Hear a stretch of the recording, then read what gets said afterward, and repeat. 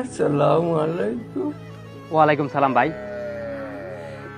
চোখের পানি কখনো খেয়েছেন? চোখের পানি খাইনি, তবে তোমাকে দেখলে একটা সময় চোখের পানি চলে আসতো, কিন্তু এখন আর আসবে না। কারণ হচ্ছে অনেকে আমাদের বাটবার বলে। তুমি যা শুরু করছো তা বলার বাহিরে। তোমার মতো একটা আইসিইউ এর রুগী কিভাবে কন্টেন্ট বানাইতে পারে, কিভাবে লাইভে আসতে পারে, জানি না। ওর হাতে ফোনটা কে দেয়? বিল্লাল ভাই, চোখের ধুলা জল কখনো খেয়েছেন? রাব্বি ভাই, রাব্বি ভাই, বিলাল ভাই করে কোনো লাভ নাই, কারণ ওরা নিজেদের ঝামেলা নিয়ে আছে। আবু সাইদ আগামীকাল বাংলাদেশে ফিরে আসতেছে। টাকা প্রায় 1 কোটির উপরে লাগে, যেটা ওর কাছে নাই। প্রথম অবস্থায় সাইদ ভাই 30 লক্ষ টাকার কথা জানাইছিল, 35 লক্ষ টাকা উঠানো হয়েছে রাব্বি ভাইয়ের মাধ্যমে।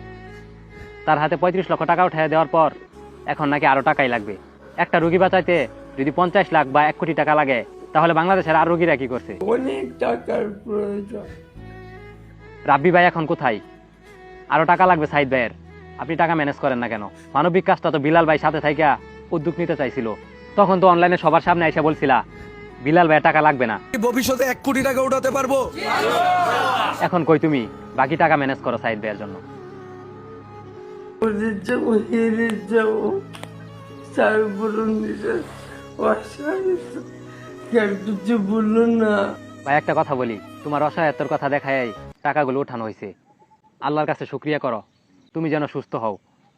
তোমার অসহায়ত্ব যদি না দেখাইতো, তাহলে কি টাকাগুলো উঠতো? তোমরা নিজে অসহায়ত্ব আমার মতো দয়া দিও না। এখনো সুস্থই হও নাই, তোমার মুখে এই কথা মানায় না। মরে যাবো, হেরে যাবো। সবশেষে একটাই চাওয়া, সাইদ ভাই সুস্থ হোক, আর রাব্বি ভাই আর বিলাল ভাইয়ের ঝামেলাটা মিটুক। কারণ মানবতার ফেরিওয়ালারা যদি এরকম ঝগড়াঝাটি করে, তাহলে মানুষ কাকে বিশ্বাস করবে, কার কাছে ফান্ড পাঠাবে?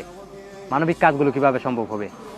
অনলাইনে থাকলে সবাই হাতে হাত রেখে একসাথে কাজ করতে হবে।